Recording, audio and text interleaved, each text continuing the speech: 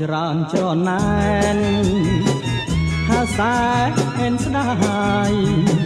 ខ្លាំងក្តៅក្រហាយបន់ឲ្យតែអូនមេម៉ាយគេក៏ព្រមសុខចិត្តកាយទទួលរូបអូនដែរស្នេហ៍ដដែ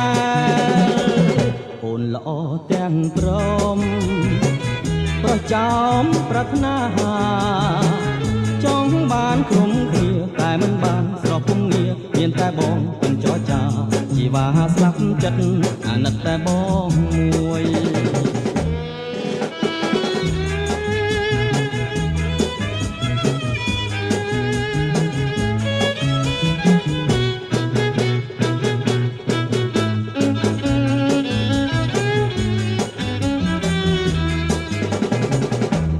ច្រើនច្រណែន